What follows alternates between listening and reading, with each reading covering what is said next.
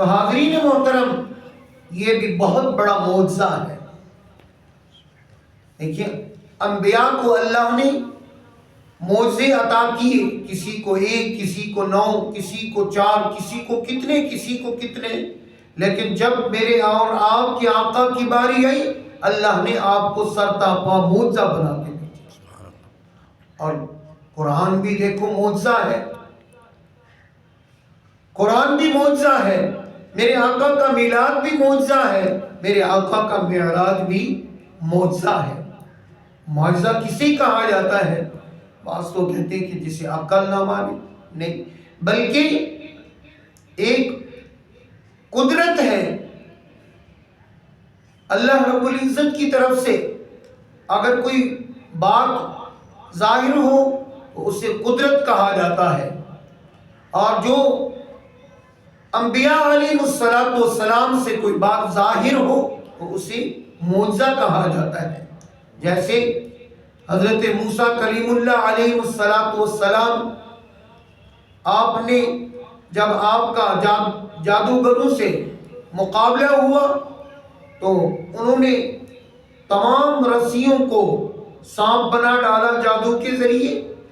حضرت موسیٰ علیہ السلام کا جو عصا تھا، جسے اپنے ہاتھ میں رکھتے، بکریاں بھی چراتے اور پتے بھی جھاڑتے، اور حاضرین محترم اسی عصے کا کمال دیکھیے، جب انہوں نے ڈالا، رسیاں ڈالی، وہ ساری کی ساری سانپ بن گئی۔ جناب موسیٰ علیہ السلام نے جب اپنا عصا ڈالا تو سب، یعنی اتنا بڑا اژدہا بن کر سب کو نگل گیا۔ یہ میرے کلیم اللہ کا معجزہ ہے۔ اور کلیم اور حبیب کا فرق کیا ہے؟ کلیم کہتا ہے کہ رب ارنی، اے میرے رب مجھے اپنا دیدار کروا، مجھے اپنا جلوہ دکھا۔ تو رب کائنات نے کیا فرمایا؟ لن ترانی، اے موسیٰ آپ مجھے ہرگز نہیں دیکھ سکتے، آپ مجھے ہرگز نہیں دیکھ سکتے۔ لیکن حبیب کون ہے؟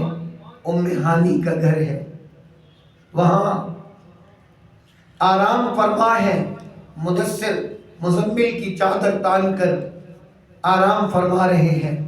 جبریل کو حکم ہوتا ہے، جبریل جی رب جلیل آج جو ہے راستے سجا دیے جائے، راہوں کو سجا دیا جائے، جنت کو سجا دیا جائے، جہنم کے دروازے بند کر دیے جائیں، اور یہ سارا کچھ کائنات کو بنا کر سجا کر پھر میرے محبوب علیہ السلام کی بارگاہ میں جاؤ، اور جا کر میرے محبوب کو جگاؤ، اور جا کر یہی پیغام دو رب کا کہ رب سلام بھی بھیجتا ہے، اور یہ فرماتا ہے کہ ان اللہ اشتاق الی لقائک، کہ اللہ آپ کے دیدار کا مشتاق ہے، آپ کی ملاقات کا یعنی ملاقات کرنا چاہتا ہے، آپ کے دیدار کا مشتاق ہے۔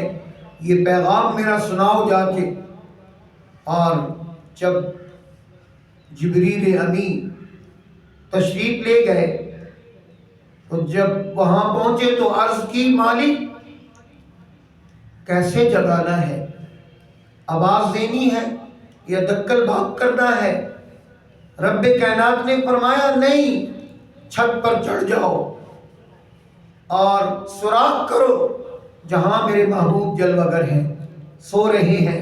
اللہ اکبر، وہاں سراغ کیا گیا، اور آپ جناب جبریل علیہ السلام 600 پر کے مالک ہیں، پروں کے، اور اللہ نے فرمایا کہ تم کس کی بارگاہ میں جا رہے ہو؟ اللہ نے اپنے محبوب کی بارگاہ کے آداب سکھلائے، فرمایا کہ اپنے آپ کو سمیٹ کر جاؤ۔ جب وہاں سرکار دو عالم صلی اللہ علیہ وسلم کی بارگاہ میں پہنچے تو پھر عرض کیا اب کیسے جگانا ہے؟ اللہ نے فرمایا کہ تیرے جو کافوری ہونٹ لگائے ہیں میرے محبوب کے تلووں کو بوسہ دو، جن کے تلووں کے بوسے لیے عرش نے اس کفِ پاک کی حرمت پہ لاکھوں سلام۔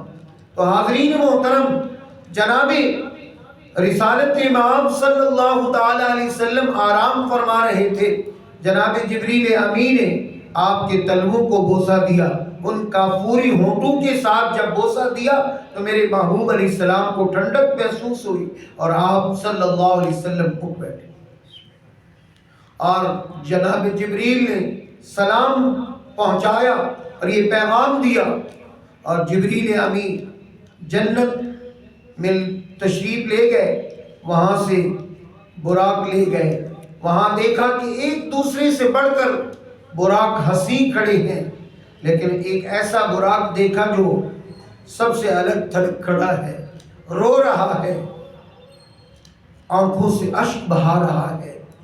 اور جبریل نے پوچھا کہ آج خوشی کا موقع ہے تو کیوں اشک بہا رہا ہے؟ عرض کیا کہ میری بھی یہ خواہش ہے کہ میرے کریم آقا علیہ السلام مجھ پر سوار ہوں، میں سواری کے لیے یعنی حضور علیہ السلام کے لیے رو رہا ہوں، کہ خواہش کر رہا ہوں کہ حضور میرے اوپر سوار ہوں۔ اللہ جل وعلا کی بارگاہ میں جبریل نے عرض کی، یا الہ العالمین، اس طرح ایک براق الگ کھڑا ہے، وہ رو رہا ہے۔ میرے اللہ نے جناب جبریل سے فرمایا کہ یہ رونے والا براق جو ہے یہ مجھے پسند ہے۔ حاضرین محترم، یہ براق ہے جو رو رہا ہے۔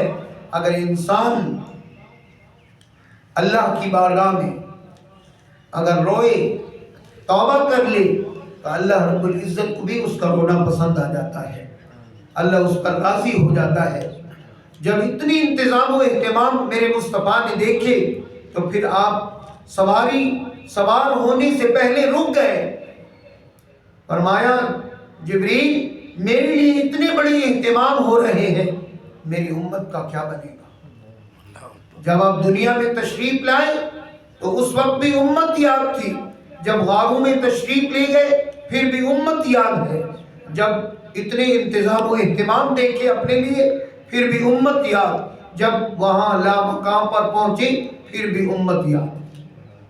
لیکن آج ہم اپنے آپ کو دیکھیں، اتنی پیارے محبوب علیہ السلام کی ذکر کی محفل ہے، ویسے تو فرشتے آئے ہوئے ہیں، میرا ایمان ہے حاضرین محترم، لیکن آج کہیں کوئی اور یعنی اوریانی فحاشی اور بے حیائی کی محفل ہوتی، شیطان کو خوش کرنے والی محفل ہوتی، تو وہاں یقیناً کھچا کھچ عوام ہوتی، بھرا ہوا ہوتا، یعنی جس گراؤنڈ کے اندر یا جس پلاٹ کے اندر محفل اس طرح کی یعنی مشاغل ہوتے تو وہاں بہت زیادہ عوام ہوتی۔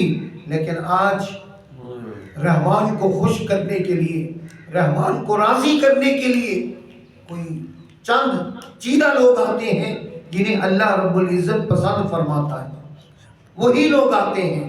تو حاضرین عزیز وقار، آقا علیہ السلام کے لیے جب آپ پریشان ہوئے امت کے لیے تو آقا علیہ السلام کے لیے اللہ نے فرمایا محبوب آپ آئیے تو صحیح، میں نے کائنات کو آپ کے لیے بنایا ہے، کائنات کو آپ کے لیے سجایا ہے۔ دیکھیں کوئی صدر آئے یا کوئی وزیر آئے تو اس کے لیے سب کچھ یعنی سجا دیا جاتا ہے اور وہ بھی مشاہدہ کرنے کے لیے آتا ہے۔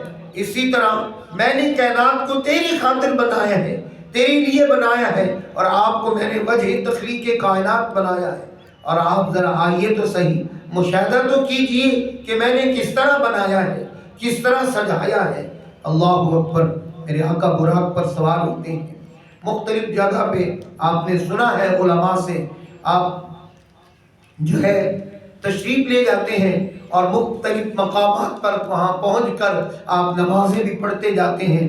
آپ فرماتے ہیں، بخاری کے اندر حدیث ہے کہ مررت بقبر موسیٰ قائما یصلی فی قبرہ، میں نے میرا گزر جناب موسیٰ علیہ السلام کی قبر انور سے ہوا، میں نے دیکھا کہ جناب موسیٰ علیہ السلام اپنی قبر میں نماز پڑھ رہے ہیں۔